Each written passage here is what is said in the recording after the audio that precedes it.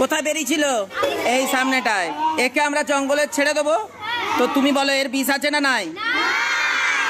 এর কামড়ে মানুষ মারা যাবে না? না, কিন্তু মারা যেতে পারে যদি সে ভয় পায়। আর এর মতনই দেখতে এটা কি? এটা আমরা কিসে রেখেছি? ফর্মালডিহাইডে রেখেছি। গোল গোল দেখো, এর গোল গোল টাকা টাকা দাও। তাহলে এই সাপটা একটা বিরাট উপকার করে, কি খেয়ে? হ্যাঁ ঠিক আছে। আচ্ছা, সাপের গায়েটা ঠান্ডা কেন? হ্যাঁ, আর বুকে হেঁটে চলে, সেই জন্য এরা কি প্রাণী? আর এদের রক্তটা কি? শীতল। তাহলে আবার দেখো দুটো পার্থক্য দেখে নাও। এটা হচ্ছে কি? তুতুর, এর কোনো বিষ নেই, এটা একেবারে নির্বিষ সাপ, ঠিক আছে। আর এর গায়ে ছাটকা ব্যাটকা দাগ রয়েছে, আর এর গায়ে দাগটা কেমন? গোল গোল টাকা টাকা। চন্দ্রবোড়া, রাসেল ভাইপার, এটা দেখো গোল গোল টাকা টাকা দাগ। এটা আমরা একজন মেরে দিয়েছিল, হ্যাঁ একজন মেরে দিয়েছিল, আমরা সেটা ফর্মালডিহাইডে রেখেছি।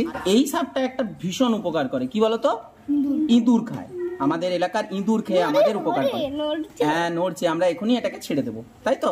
বুঝতে পারলে? তাহলে এই সাপটাকে আমরা মারবো? মারবো না। হ্যাঁ, এই সাপটা কিন্তু আমাদের এলাকায় থাকলে সে প্রচুর ইঁদুর খেয়ে আমাদের উপকার করে চলবে। সাপ আমাদের কিন্তু কি প্রাণী? বন্ধু না শত্রু? বন্ধু, ঠিক আছে। এটার সাথে সবাই কাকে মিলিয়ে ফেলে? বিশদ চন্দ্রবোড়া, কিন্তু চন্দ্রবোড়ার গোল গোল দাগ। আর এর কি দেখো দাগটা কেমন? ছাটকা বেটকা। হ্যাঁ, এটাকে আমাদের এলাকায় ঠিরকা বোড়া বলে। হ্যাঁ, তো এটা একেবারে নির্বিষ। এবং এই সাপটার আরেকটা কি বলতো? এ কি করে? ইঁদুর খায়। এ অত্যন্ত উপকার করে, কারণ আমরা জানি দুটো ইঁদুর থেকে বছরে প্রায় 1200 এরকম হাজার খানেক ইঁদুর হয়ে যায়। তো আমরা এটাকে ছেড়ে দিচ্ছি। দেখো আস্তে আস্তে নিয়ে আসো।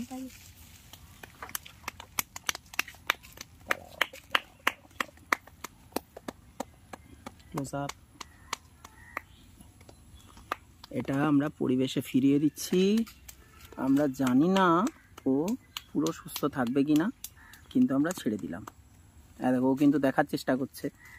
যা, চলে যা, যা যা যা। এই দেখো, এটা এই জন্য এটাকে বলে ঠিরকা বোড়া, ঠিক আছে। হঠাৎ করে এই দেখো, ঠিক আছে, যা যা যা, চলে যা।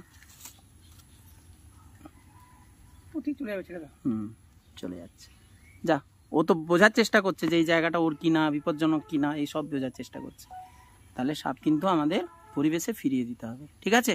নইলে আমরা কিন্তু কেউ বাঁচবো না।